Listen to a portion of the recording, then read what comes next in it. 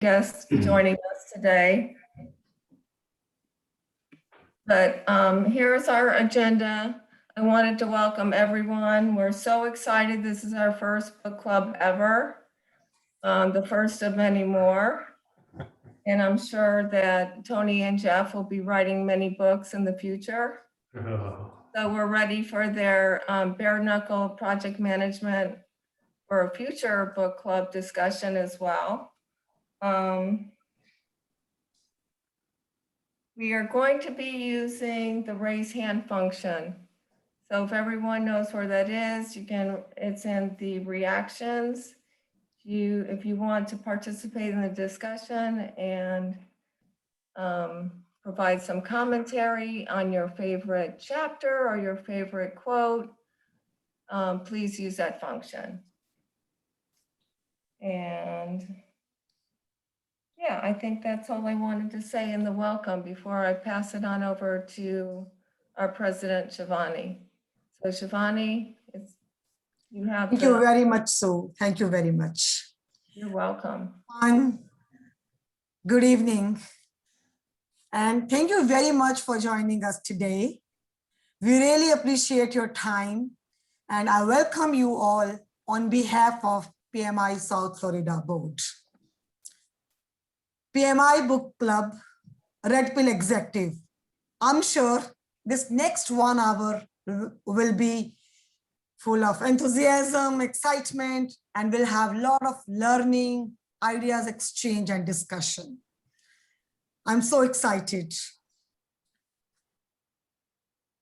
I want to mention here about a couple of updates that we have.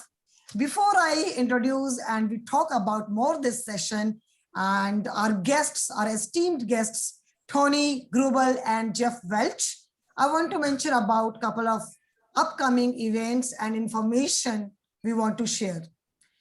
Number one, next week, same time, same day, we will have an event on Disciplined Agile. As you guys know, PMI is transforming. And we have lots of initiatives, lots of more certifications, changes in existing content, new edition, 7th edition of PMBOK that will be released on 1st of August. So in the same rhythm, this is a new methodology, Disciplined Agile, and we are coming to you guys for more information about methodology and the certification itself on 20th of May. So stay tuned. We will have a demo session on Toastmasters Club for PMI South Florida on 19th of May too. So I look forward to see you guys. As you guys know, this is our 35th celebration year for our anniversary. And we will have an in-person event to celebrate this on 10th of June at Boca Raton. So I look forward to see you there as well.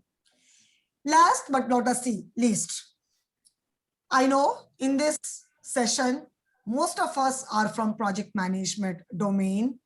And here comes the exciting news for you guys. PMI South Florida chapter is initiating another effort, and that is Project of the Year Award to recognize our projects, our successful projects and successful project managers by the chapter. More information to come very soon, but we will start receiving applications after 15th of July. So be ready.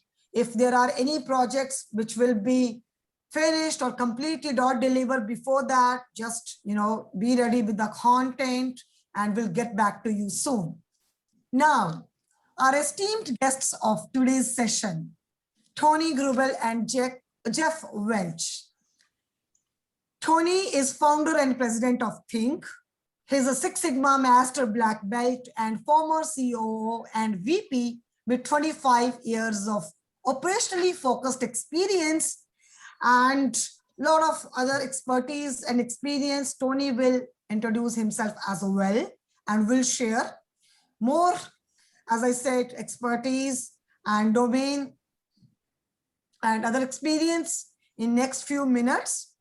We also have Jeff Welch, Vice President of Think, who has 23 years of experience and lot of e-learning platforms, technology platforms. Both Tony and Jeff, they co-authored a book, Bare Knuckled Project Management. And before I talk more, I welcome you, Tony and Jeff, and floor is for you. Thank you very much, everyone. Yes, thank you so much. Thank you. So I think one of the questions that Sue asked us to talk about was how this book came about, the Red Pill Executive. Do you remember the first time that you thought about Red Pill Executive? I know exactly where I was. Yeah, no, too long to make this book. You've heard a couple references to bare knuckle project management, which was our first manifesto in how we felt that we could manage projects better. And it was good, and it's still appropriate. There's still a lot of really good concepts in it, but I think that we're consultants. We go into a lot of companies, experience a lot of cultures really, really fast. And we started to realize that some of the things that we did in one place weren't going to work so well in another place, and we were trying to figure that out. So, we argued about it. There were, motorcycle trips to Key West, where we would get into arguments in our Bluetooth headsets about this stuff, which is like ridiculous to be driving across the causeway with all that beautiful Caribbean water out there and talking about project management because we're, project managers. But yeah, it all worked around to where we were talking about culture and its real impact on how we do everything in project management. And I think for me, that's when I recognized that, we left a big piece out on bare knuckle project management. We left this whole piece out on culture, and it's really what drives our successes as consultants, in managing projects. So we had to write it down. Well, for me, it wasn't that straightforward. It wasn't that much of a line, right? Yeah. I didn't know how the book was going to end until we wrote the last two chapters, because we discovered the entire way through it. But I will tell you that when I knew we had to write this book, when Jeff and I were working for a client, and we were on an elevator, and we had just been told that the PMO of the large firm we worked for had been disbanded. And the reason that it had been disbanded was that Think was given a post-merger integration. So a CTO hired us to come in and integrate two companies together from a technology perspective. And he gave us authorization, a timeline, and money to do it. And the PMO came up to me the day before we were on the elevator, and they said, Tony, we need you to come to our PMO meeting where you present the projects that you're going to undertake for the technology organization so that we can approve the project plans, the scope, and the dollars. And I said, I'm not coming to that meeting because I already have approved dollars, scope, and timeline. If you want to know what it is, go talk to your boss. And he promptly disbanded the PMO.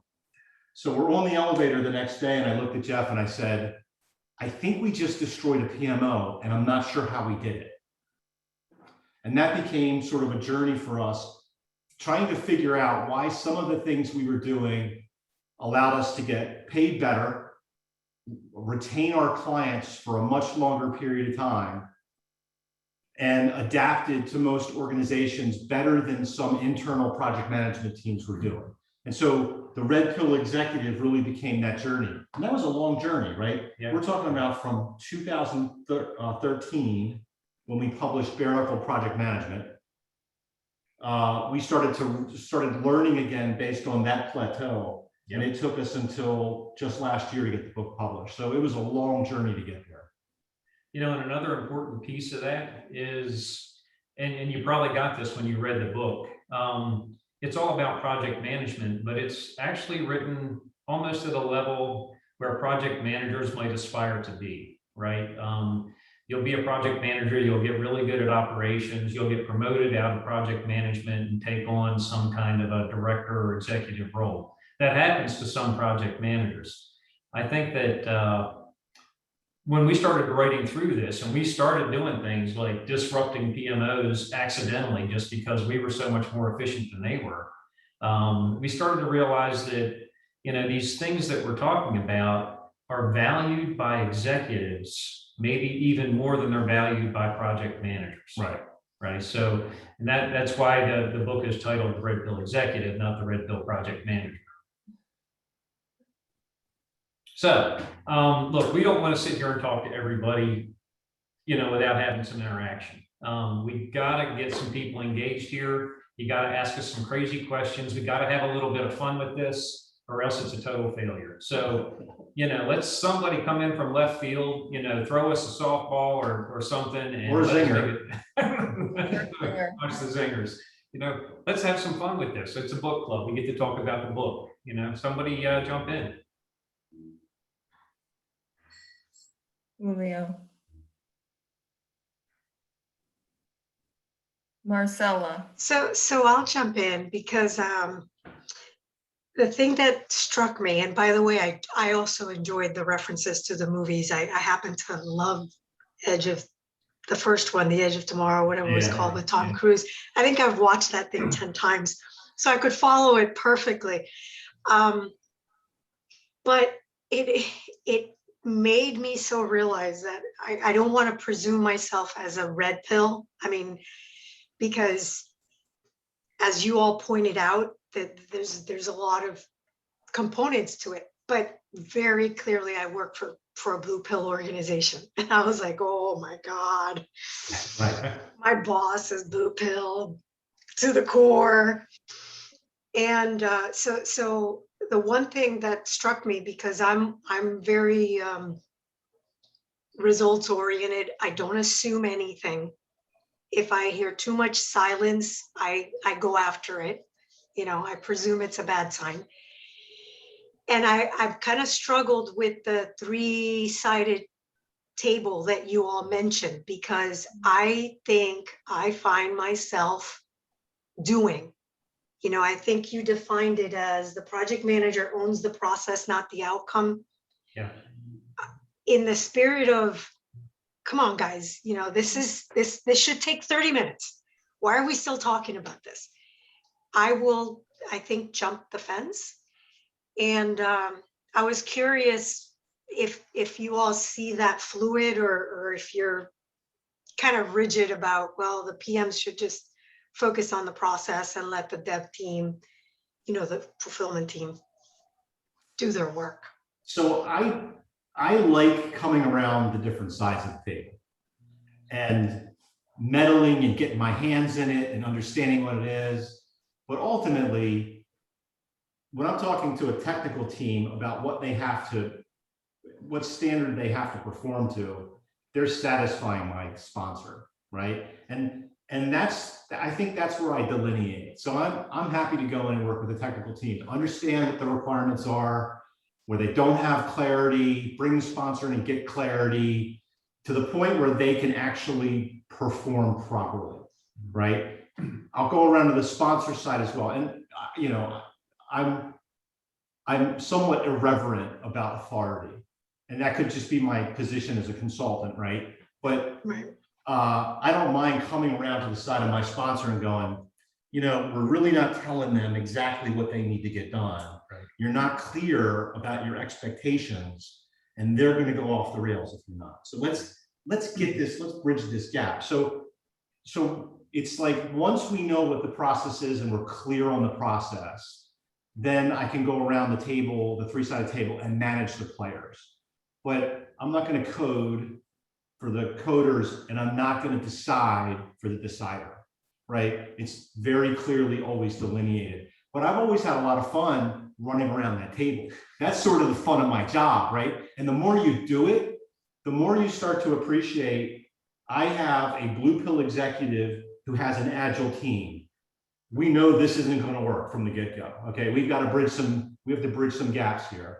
And when you do that enough, I think you get sort of sagey in being able to predict what you're going to see as you walk in. And that's the cool thing about project management, right? When you do this enough years and you can predict the players' behavior around the three-sided table, you look like a superstar in organizations, and you rise in terms of your organizational credibility. Your effectiveness credibility goes up, your currency goes up. And now you're talking to people that, you know, in the organizational hierarchy, maybe you're not at their level, but from an effectiveness perspective, you've earned that seat at the table. And that's why I love project management. We can just move around the organization very nicely when we get good at what we do. You know, the book is filled with triangles, right? The three-sided table, the iron triangle, we talk about that. And I, like Tony, I think it's helpful to get away from your side of the table for a short period of time or for a purpose. But then you got to get back and make sure that you're not co-opted, that you're not taking ownership away from somebody else, because that lets them then not own their aspect of it, right? So, but no, really good question. Yeah, the three-sided table is, and let me say something else about the three-sided table. We've recognized that it works really good as consultants. Sometimes when you're a long-term employee embedded in a PMO or in an organization, you know, the three-sided table maybe not work so well, right? You have to ask the question, why? Yeah. You have to ask, why is that the case, right? Well, you're in the culture. Yep. You're embedded in the ether of the environment that you work in, right? Jeff and I are not embedded in your culture. We can be different. And that's, at the end of the day, when you sort of get to chapter 10, you realize, okay, I'm part of the thing that's holding me back.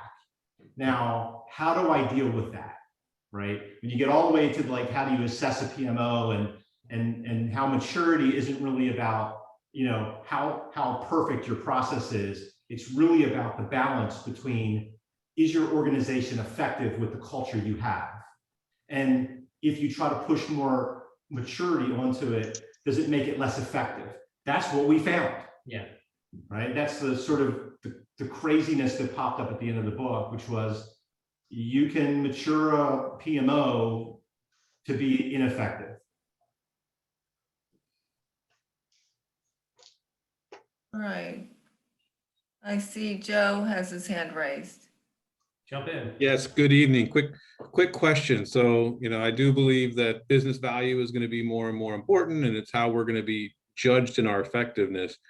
How did you help like track that and define that in the beginning, and how you're going to attribute certain, you know, so for example, if you're doing a features in a CRM, right? And it's all the sales team uses that CRM. How are you attributing sales to that? How are you making sure that you're tracking that? And what I found, sometimes we're not even set up to necessarily easily track that business value. So kind of what lessons have you learned there? You know, so let me start with this one.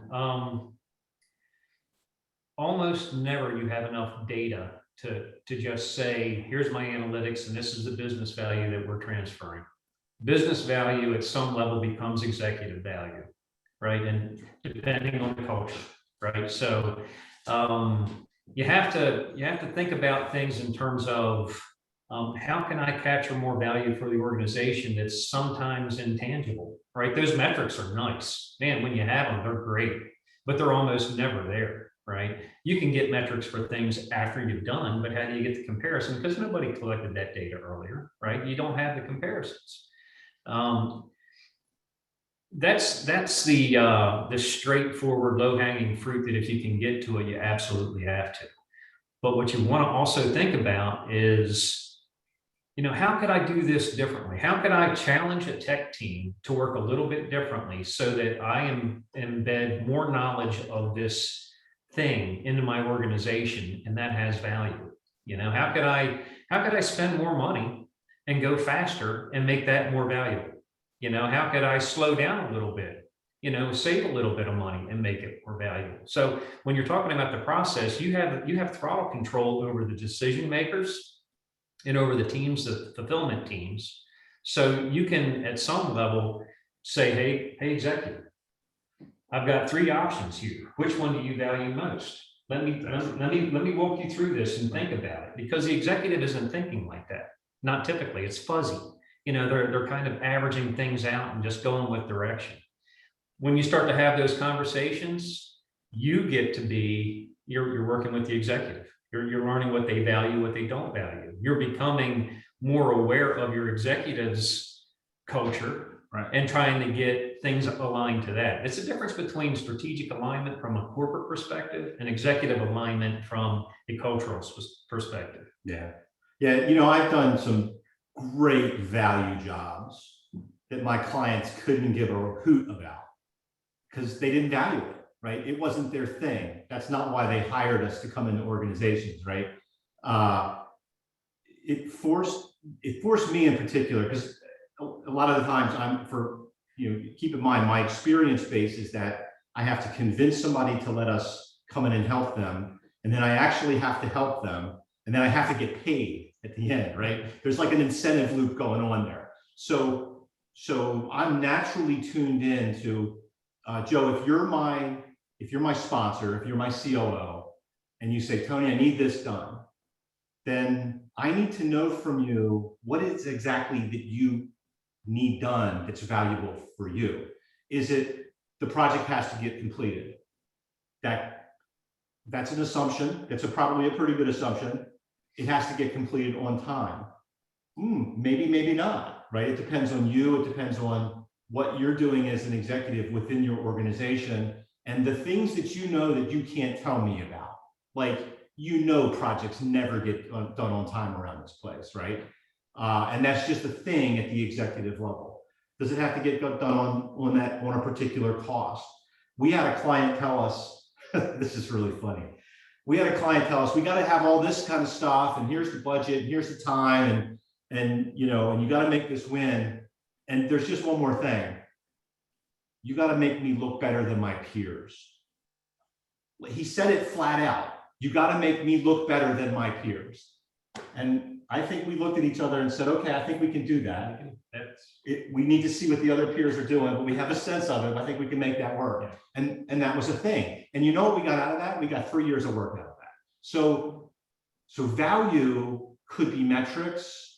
It could be positioning within an organization for your sponsor. There's lots of things value could be. I think where we make mistakes as project managers is we assume what it is, right? We can test what it is. We can test what we think it is, but we have got to listen for the clues about the executives that we work for or the teams that we work for. Are they blue pill or are they red pill? Are they aligned with the business strategy, or are they just on their own personal crusade? We've worked for them too, right? You can be very successful working for people who are on a crusade, who are not aligned with the business strategy.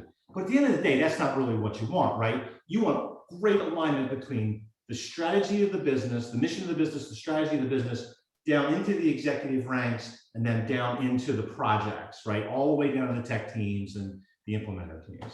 So that's where you have to find that value.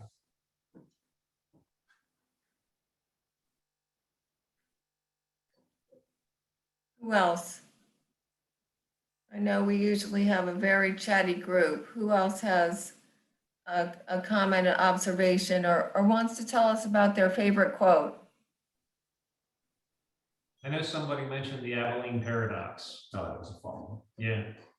Who was that? Can I call somebody out?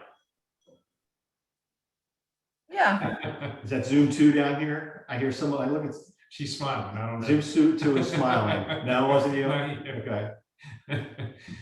The Abilene paradox, we started going through, it might be, I don't know, some weird thing where some people talk in metaphors or in movies or try to communicate things all the time. We bumped into the Abilene paradox, and it was one of those, like Edge of Tomorrow. How many times are we going to die on this speech? We're fighting the same fight, but we're not fighting the right fight. The Abilene paradox, when I first heard about it, I'm like, I don't need another metaphor. I don't need another story. And then I heard it and I'm like, holy cow, that's appropriate. It's just the way people think sometimes. And it's psychology, and again, when you think about this book, The Red Pill Executive, being red pill and being blue pill, being culturally aware, knowing what you can and can't do, that Abilene paradox just falls right into it perfectly. I don't know if anybody else has gotten into a situation where you get committed to a direction and then everybody starts to wonder, why did we make this decision in the first place? Why are we doing this? And then you're The like, food's terrible. There's no air conditioning. It was a multi-hour ride. It was a terrible day. right. But we all got there, and right, we're Yeah. miserable together. Has anybody encountered the Abilene paradox in their? Yeah, it's In my- pretty common, I think. Groupthink? Is it groupthink at a project level? Yeah, it is. Well, and it's one of the things that we have to deal with as project managers are people making decisions around us that have imperfect data, right? So some people will just refuse to move until they get the perfect data. And you know what that kind of person is, right? That's the person that's just going to hold you up forever, never going to make a decision, always going to be somebody else's problem because they can't make the decision. And then you have others who just assume everybody else has the data and they don't. So they'll just sit back and be quiet and not really, engage when you need them engaged. So, finding a way to break through some of that is really tough sometimes. I think Scott Sachs, we were doing he was conducting a presentation on Mural and Miro, for just brainstorming online. And I asked this question where I said, how do you deal with just one aggressive person in the group that just takes over and just runs the entire meeting in a direction where maybe you don't feel it belongs or, whatever. It's kind of Abilene paradox like to sit there and let that happen, and I've been guilty of it. Right. So, I just said, wow, everybody else isn't complaining. Maybe I shouldn't complain either. Let's go on this journey, that no one here wanted to take, but that one person, and Scott had a technique for breaking through that. And it's process-based, and it's a neat tool for project managers. Just stop and have everybody contribute at exactly the same time. That way everybody gets an opportunity to get their ideas out there. It seems like a simple technique. It's a good technique. But man, you can get some people in a Zoom meeting sometimes, or just run the entire thing right off the rails, or down an alley that nobody wants to be in. You waste an hour or 2 hours, and then you look waste around. weeks. Yeah, We have a client who has lots of programs and lots of projects, and I would argue that is a world of Abilene paradoxes.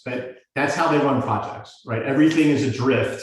Everybody gets on a raft and they start going down a path without really questioning what they're doing. And that's how that organization runs. And the culture is such that that's what's expected. So there's no consequence at the end for a lot of wasted time, right? And it got me thinking as we were talking about this, that a lot of folks work for one organization for a long time. And they get used to that organization and they forget that they're swimming in a sea of a culture, right? And that culture really is the thing that pulls them in one direction or another. They get to know that culture, so they anticipate the roadblocks that culture puts in front of them, and they start to operate in that culture really, really well. And the problem with that is that if you don't recognize that you're in a particular kind of culture, you can never change that culture, right? But if you do recognize that you're in a particular culture, then you can do things that start to put pressure on the walls of that culture and make change happen, right? So unless there's another, stop me if another question comes up, because I will gabble on. So what we have found is that it takes a lot of effort to change a company who is running on Abilene paradoxes, one after another, right? It takes a lot of effort and a lot of inertia to do that. Sometimes it takes a lot of money, right? We call those things transformations because it's a big thing. right? It's not a little thing, it's a big thing. As project managers, when we start to recognize the culture that we're in and we compare it to other cultures that you could experience, it begins to make you question, well, why can't I do these things this way? And why isn't it as effective as it should be when I do it? Because over here in my friend's culture, they're effective, right? It's because the culture that you're in, it might not value it. It might have roadblocks against it. You might have folks in that culture that absolutely do not want to see you succeed doing those things because that moves their cheese, right? That changes what they have to do. I think recognizing that, I don't know if you get some level of solace from it as you're going through projects when you do the thing that you know should be right and it doesn't work. It's not effective. It doesn't get the result. You have to rise above it and go, is this the culture of this place? So here would be a neat challenge. Go into work one day, one of these big meetings or something like that, and you sit there and you've got this blue pill concept in your head, and you just look at everybody that's sitting there like they're in a pod, in the matrix, jacked in, and they're just providing a little electricity to run the machine, right? I mean, that's culture. That's exactly what culture is. And you can't even see it. You don't know you're a part of it unless somebody wakes you up. It's truly invisible when you're swimming in it for a long time. Yeah. And that was the startling thing about, I think it was chapter 8, 9, and 10 of the book, right? Because we were really struggling with this notion of we did all these things, we learned all these things, we bring all these things to our clients. We think it's the A game, and sometimes it works and sometimes it doesn't. What's the difference? And when we started to run all of our past experiences through this sieve of culture, we started to see patterns emerge. And then all of a sudden, we're looking at each other and we're like, we've been swimming like goldfish in a goldfish bowl, right? We hit a wall, we turn around, we go the other way, we hit a wall, we go, not even recognizing that our universe doesn't end at those glass walls, right? That there's something beyond that. And we looked at every client, we're like, they're all the same. Some clients who are really big, they have multiple cultures, right? You can have like a big General Dynamics was a client. Cultural pods, they're like bubbles of cultures all within the organization. And you can see where they collide because they cause controversy. And you can see how they sort of drift off and they're happy to be their own little culture. I mean, it's a really interesting lens to like look at your surroundings, your work surroundings through. So we have some discussion going on in the chat room, and I'm going to bring up one of the quotes, which was actually my favorite quote in the book by Peter Drucker. Ed liked it too. There is nothing as useless as doing efficiently that which should not be done at all. So it's efficiency versus effectiveness. Yeah. And I think organizations as a whole have a really hard time distinguishing between the two. Yeah, and if you look through the industry, if you look at like PMO assessments, the industry has kind of prepared us for trying to be as efficient as possible, right? The way everybody tries to get to a CMMI level 5 of maturity for all these different categories of PMO performance, you can over mature. And because you can get so mature that you can't get anything done, and that's not effective, and that's not what we should be doing. At the end of the day, we should all be assessed on our ability to make our organizations more effective. Right. End of story. Right. So when you talk about like PMO effectiveness, because a lot of times what we do as project managers is driven by the PMO. What Jeff and I advocate for is mapping what is considered effective by the executives that the PMO should do, not what the PMO should do that it believes is effective from PMBOK, right? Because the two, in my experience, the two are never the same, right? And it's never necessary to throw PMBOK at a project, right? You just don't do it all. You don't need to do it all. there's some things you can shortcut. There's some things that are super important, right? That need to be overemphasized. So this is where we got in trouble early on with our first book, Bare Knuckle Project Management, which seemed like it was a punch in the nose to PMBOK and PMI. And what we were trying to say is, well, you know, you don't have to be effective. You're not necessarily effective by doing all the things the right way in PMBOK. What you have to do is you have to do the most effective things, and the only way to figure that out is to ask your sponsor or demonstrate it for your sponsor, right? And they'll tell you what the most effective things are. There are some basics, like for our company, we never do a thing without a project plan. Like we write project plans for everything. It's just a thing we do. We always do regular reporting that has risk assessment, that includes risk assessment and mitigation. Like if you have a risk, why don't you have a mitigation strategy for that risk, right? And even if you have a risk and it's the wrong mitigation strategy, you should at least talk about it with your sponsor or with your team and go, you know, if we mitigate it this way, do we actually solve the risk? Is this a more systemic risk in the business, right? What kind of risk is it? So there are certain things that we absolutely do. But I would say that there's probably, you could probably count them on a couple of hands, right? It's not, we're very flexible outside of that initial core bundle of like artifacts that we do regularly. Yeah.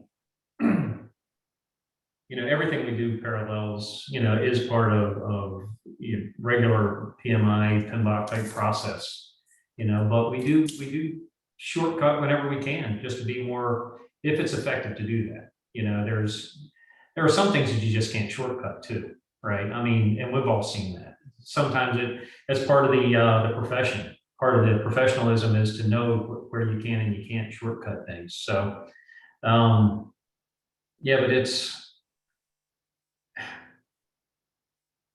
not about, I'm trying to get back to culture. It's not about having rules, process, and steps. It's not all about that. What we found was that's like your toolbox, right? You have to have those things. You have to know how to use them. You absolutely need to be able to be proficient with them. Right. But if you use them and you don't see culture first, you can absolutely do the wrong thing for the right reason. Right. Right. So we've seen situations where, and you know, we tried to capture this in the book, where you're deficient, like as a project management organization or as a company trying to manage things, and you can see it. You can absolutely see that no, you shouldn't be doing all this reporting. You know, the reporting isn't valued, period. You know, it's a sales-based organization. Their culture is all sales. They don't care how efficient or effective you are at that. You've got to find value somewhere else and try to get to it.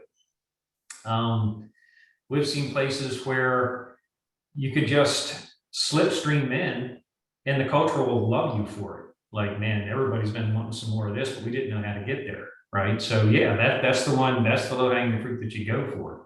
The type of PMO assessment that we created, we call it the OEM now. It was called Team, actually, when it was in the book.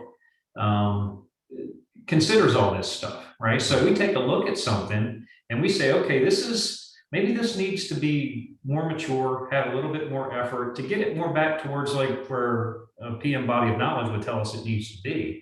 But the culture is A-okay with it exactly where it is. They don't want to see it change. They don't like the extra discipline that's going to come for that. It's going to make people accountable and they don't want to be accountable.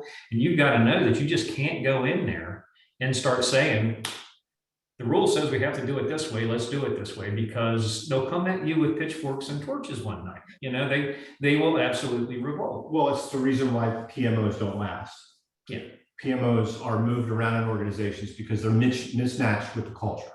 If you have where you find a stable PMO, that's a PMO that recognizes the world they live in, right? And they do the things that are effective and they move the needle incrementally. Zoom 2 has a really good question about this up there as well, related to how culture moves slowly, but operations can change quickly. And let's see, would you elaborate on what kind of snapshots you take to monitor the patterns, to uncover culture and alignment of operations. Well, that's a big question, right? How do you do that? I'll give you an example. In one organization, we did an operational effectiveness assessment it included the PMO, but it was a little bit broader than the PMO. It was more about operations. And what we found was that the person that hired us to do that was hired to transform the organization. But the organization over the previous 10 years had been built to resist transformation. And so he was trying to transform an organization where all 500 employees were resisting transformation and had no accountability for transforming. They were rewarded in many ways for resisting. And so when we showed him that, it was like, oh, I should have seen that before I took the job, right? It was a Homer Simpson moment for the guy, who's a really smart guy, but what he figured out was there was no way he was going to be successful in that organization.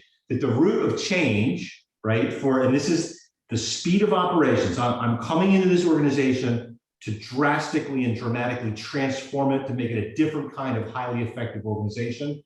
The culture is big and slow, and the only way to truly get that to happen was through hiring.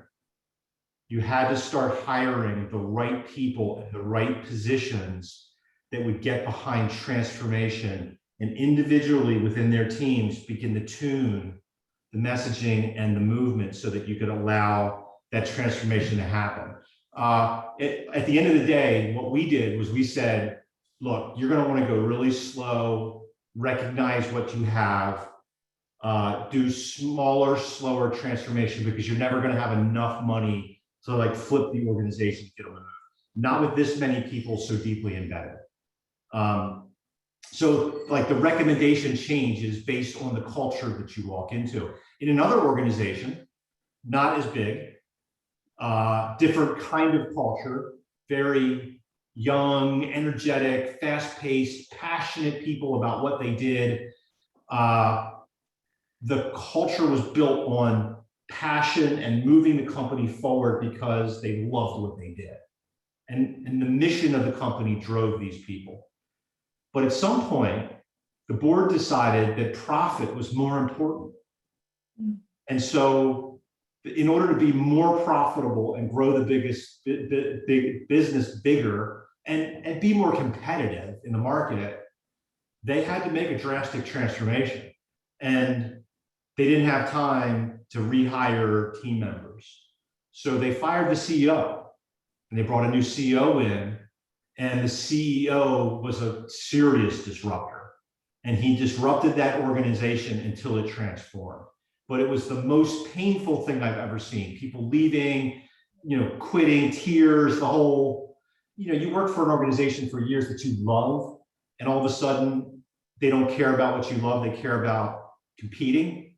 That's a hard thing for people, right? It's a hard thing. So, that idea that you're going to transform a culture, he and I have been trying to take down windmills for years, and we always get our butts kicked, right, when we try to do that. So now we're a little bit more nuanced about it, right? Explaining what we see, showing the different angles, and it helped us. It helps us perform better. You read in the book, for example, where we talk about creating a kind of a covert team of project managers who have the red pill mindset, right? And the reason why we recommend that is not to go and ask for, hey, I need authority, give me a PMO, we're going to implement this mindset, we're going to look at things a little bit differently. That's the first thing that the blue pills want you to do, because then you get out of the group and they can identify you and crush you because you're not part of the culture. But if you go through and you start to infect using effectiveness, just little seeds throughout the organization, you can kind of start to turn it, right? So, and it doesn't take long to do that. When you start to build a covert team, when people with projects come and seek you out and say, I want that effectiveness on my project, and that effectiveness starts to get rewarded, then you kind of compound your effect on culture. But it's not like a mandate. You don't go out and say, we're going to change culture. You do it really covertly, right? And you need partners. You might not find any. You might not be able to do it at all, right? So there's one of the cautions that we put in the book is, don't run out there and start handing out red pills. No. I mean, you've got to find people that are ready to take them, and then you got to work really kind of carefully, because you'll put a spotlight on yourself when you do that kind of thing. It's very, very rewarding to find somebody else who values the things that you value, that wants effective project management, that wants to make the organization run better. Some people just want to show up, do their 8 hours and go home, not think about it on weekends, and not invest personally in anything. Marcella, to the point about ownership, we absolutely, and even on a 3-sided table, own things, right? We require that of our project managers, but that level of ownership comes with just the rationalization that, we can't own it for everybody. If we do that, then we get nowhere. Right? Well, we ask our project managers to own the client relationship and making that a successful project, right? And you might think that means getting in there and working with the tech team and doing their job for them, because we're going to hold our project manager accountable. But actually, it doesn't mean that at all. What it really means is know what your client values and give them the thing that they need the most to move their internal needles, right? And sometimes that means that you don't have to transform an organization to do that. As a matter of fact, most of our successful, organizations that benefit long-term from us are where we go in and we work for somebody and give them little pieces of value that they need.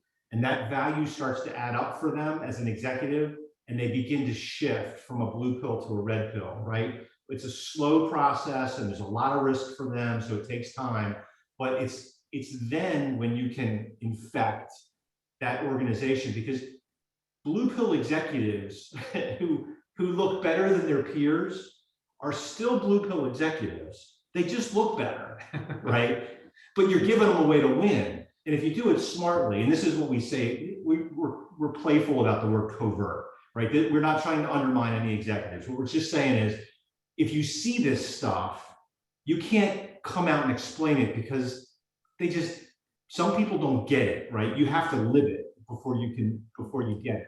Some people get it, some people don't. And so what we try to do is find the people that get it, that naturally gravitate to it, and then show them the next little piece of effectiveness that they can get for their executive sponsor, right? And then another piece over here, and another piece. And over time, that increases velocity and builds up. And those are the kind of places where we make the greatest impact over long periods of time. Awesome. There was a question from David Stover in the chat. He wanted to know more about the assessment survey process to identify the PM's work style within the 4-axis bare knuckle project management resting zone. What is the assessment? Is it like questions, or how do you do it? So let me tell you a little bit about that real quick. I used to work for a company where 70% of the company had multiple PhDs or, IO psychology, just some of the smartest people I've ever been around. If you have multiple PhDs, you have to be a good project manager. That's too much to get through without knowing how to manage a process and reach an outcome. We started working through, Tony and I, on some of these personality quadrants. You can find 1,000 models. We picked a really simple one, and we said, does this work for us? Does this work for project management? And we started to map everybody that we've ever worked with through this stuff. I created 16 questions. I'd be happy to share it with anybody here. I could share you the survey that we have for this. Now, so what the IO psychologist told me was, well, this is a preference-based survey, right? So this is how you prefer to have things. So it's completely valid. So I was thankful because I didn't know exactly how to write a PhD qualified survey. But they're like, no, this is actually very good. So I had it vetted by some PhDs. More importantly, we have used it. I don't know, I couldn't even count the number of times where we've run people through this, and it really helps them understand where their strengths and weaknesses are, right? So 16 questions. Run it through a little scoring algorithm. That's the bad part. It's Excel based and it's a little messy, and I have to do it. But I can. If anybody wants to know about it more, let me know. I'll share it with you. Yeah, it's not hard. But in 16 questions, you can find out where people are on that, where they think they are. Well, I've had one guy who assessed, and he looked like the wolf. You know, he was the perfect character. And I'm like, but he doesn't operate that way at all, right? I mean, what's going on? In his head, he thinks he does, but in real life, he doesn't. So this is the weakness in a preference-based survey. This is why I would say never make it job affecting. Right. It should be something that you could use to inform yourself so that you can understand your strengths and weaknesses, right? I mean, when Tony and I first got into this, and this is the crazy thing about, I don't know if anybody got into the neuroscience and the whole hand model of the brain, that's my favorite section. But you can literally rewire how you think about things. When I have an engineering background. I'm a creative. I actually didn't like project plans for the longest part of my life. You know, I'd rather go out and create interesting things. I start working with these guys, and slowly but surely, my brain has gone from being really heavily weighted on one side of that triangle where you find the creatives to being really operationally focused. You know, I've learned to become a better project manager just because, you know, that's what I had to be in my environment. Now, it's curious when you see that happen over time, and it happened to me. I don't know if it would happen to anybody else here. So let me just add to that, because the question was around the assessment methodology, right? So we do some of this as an early assessment, but we do assessment waves. So when we're looking at an organization, we want to go out and talk to the different participants, and we want to hear what they're saying, right? And then we want to look for conflicts in that. Like, you see what somebody's saying, but then you find evidence that it's not the way that they said it was going to be. And then you go through another wave where you actually develop evidence that shows that what the organization is doing is real, or it's aspirational, or it's, I said it because I think it's what you wanted me to hear, right? Because you have to weed all that out.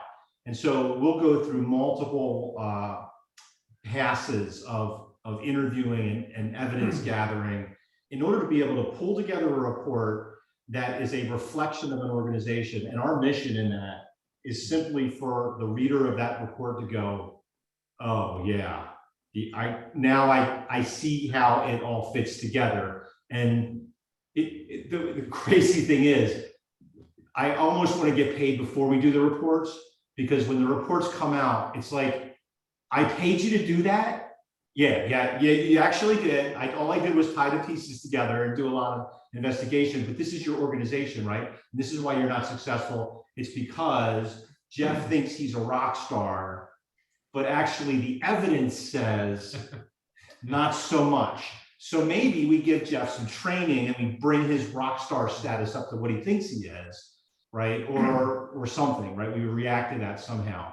But that's that multi-wave pass. Usually we have an executive lead that, a former executive from the space, maybe from the industry or from the company size. And, you know, it's a pretty robust thing. You can scale it up, you can scale it back, but, you know, the idea is walk away with a good reflection for that client of what their organization really is and how to get them to the next level. Awesome. that also sort of answers the last part of that last question, was how do you snapshot that? Our model is based on the idea of snapshotting at different time, after 6 months or a year, you do an assessment, you do it again. We don't like to do the assessment more than once. So we want to train our clients to do the second and third assessment themselves, because they can also sort of measure their own progress that way. Are they moving the needle, or are they shifting the culture? Are they making their operations more effective so that the culture appreciates them more, which is a lot of the times what we should do as PMOs within companies. Make it so that our PMO operates so that our companies love us, right? Because changing culture is a real pain. And I don't advise anybody, pick up that and go after a windmill, because it's just too hard. Unless you're the CEO of a company, you come in and you just transform it that way. That's sort of where we advise our clients now. Awesome. No zingers, though. No one threw us a zinger. No one asked us, what do we mean by this on page 86, paragraph 2? Right? Anyone? So, best little seeds you've seen planted in culture change? Best little seeds. That's interesting. That company that Tony talked about that the CTO just left. He's like, I can't be effective here. I'm still working there. And it's actually starting to change. And it's really interesting to see that it's not happening. It's not happening actually at the lower levels. It's happening at the highest levels in the organization. I haven't had access to the lower levels. I haven't been able to go in and take a bunch of project managers who are now, by the way, Scrum Masters. They're now being asked to be both Scrum Masters and project managers on the same project, which is a nightmare. It's very difficult to do that. There are completely competing priorities there. You put that in one head, it doesn't work so well. But we've planted the seeds of change for effectiveness and for seeing the culture and being able to kind of slipstream into it at the executive levels, just because that's the only place I have any span of control. So it's really neat to see it. Sometimes your covert seed planning, which is great if you're working at project manager level in a PMO, but those same seeds can be planted and start to grow at other levels too. You just got to be careful. There's a few people I won't even talk to about this. They're just not going to do it, and I'm not going to try it. It's just that simple. Some of the other neat seeds that we see every time we take on a consultant, we hire aptitude.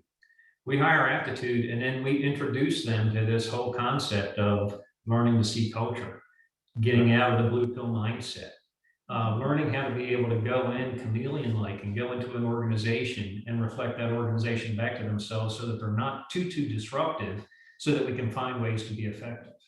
Those are some of the really neat ones too. Yeah. So we're over time, or we can keep going if you guys are interested, or we can wrap up. That's up to you all.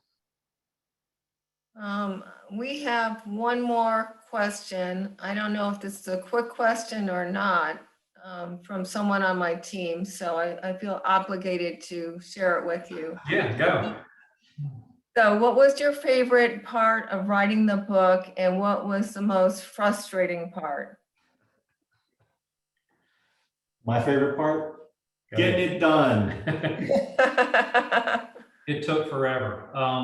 And a little secret on this, we worked with a ghostwriter, because we would just throw ideas down on pages, and they're the meat that goes with everything, but it didn't really have that finesse and finish to it.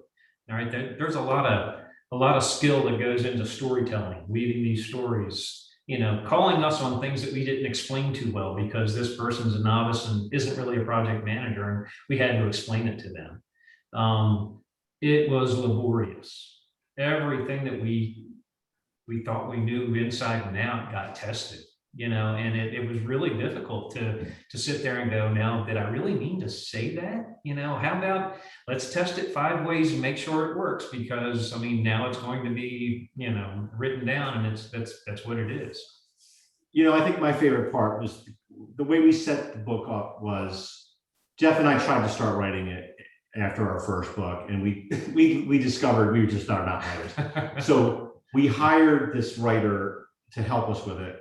One of the most fun parts about that was every week or two we would get together, and we cut the book into chapters, and I would explain what I thought about that particular chapter. And I was always out over my skis, right? I was always beyond my thinking, but beyond the thinking that I had really put into it. And I pushed myself in these meetings, and it actually started to clarify my thoughts on how to be effective in organizations. So as I'm articulating to a writer the ideas in the chapter, I'm galvanizing the things that really worked in my own brain. And it was a really fun process, because I was like, am I really pulling this all together just in time, right? Just in time for this chapter. So that was a lot of fun for me. Has anybody tried to write a book, even just self-published book, anything like that? It's it's a crazy world. We put a lot of time and effort into this, a serious years worth of effort to get this thing over the line, because we still have our day jobs, right? I mean, it was just something that we wanted to try to do. We felt strongly enough about it that we wanted to codify these thoughts and processes so that we could share them with others, but it wasn't our day job, and it took energy. But it was fun too, And I think for me, because we had these early discussions up front, do we really want to use movie references? I'm like, the only way I'm going to get through this is to make it entertaining enough to get through. If this is just going to be a dry project management business book, I'm out. I can't do it. I will not have the energy for it. Yeah, we wrote it for us, honestly. I'm not sure we wrote it for you. I think we did a little bit, but we did it because we needed to communicate this stuff, right? And getting it into a book allowed us to have a base for communicating this going forward. And I got to tell you, that's the other thing that, like there's some hokey parts in the book, right? You probably read it and was like, wah, wah, wah. They probably shouldn't have wrote that or whatever.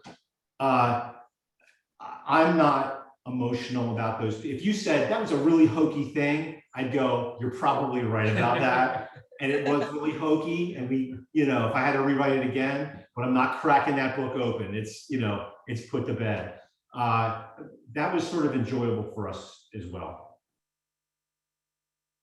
Awesome. If you ever do write a book, you got to figure out if you're a real writer or not. Real writers, they're disciplined and passionate about the writing, right? If you're not disciplined and passionate, save yourself the trouble and hire a ghostwriter. They're amazing, right? You can have conversations with them and then edit their stuff. I do much better on edit than I do on original writing. And so that was the way to go. You give yourself a budget, you give yourself a timeline, you put a project plan together. It's the things we do. I encourage everybody to write a book. A true project manager at heart even uses the application of project management principles to his book writing. It's the only way I survived it. Yeah. And frankly, the expenditure of money. If he wasn't spending money on a ghostwriter, we'd find other priorities to do something else with it. But it was a commitment. Right. It's where you get your guardrails, right? Sometimes you have to trick yourself. All right, so we're 7:07 and I think we're done. I think everyone said and asked the questions that they wanted to. They provided their commentary. You guys did an amazing job. You brought Thank you so much. the book to life. And everyone here is just giving you high fives and thumbs up. They love this forum. They loved your book, and we want more. We want you guys to come back. Anytime. Thanks for having us. Yes, absolutely. Enjoy. Share it with a friend or a colleague or someone you don't like. All right. Thanks, everyone. I wanted to say there's a brief survey that Rocky put in the chat. So if you're inclined to take a survey, go ahead and click on that and send it on back. But do appreciate your feedback, and we do totally want to do more book clubs with Tony and Jeff. So thank you for your time. So appreciative of that. Thank you, Laura. Thank you, Ed. Thank you, Scott. Thank you, Scott, for the dad jokes. Keep them coming. And everyone have a terrific evening. Thank you. Bye, everybody. Thank you so much. Bye.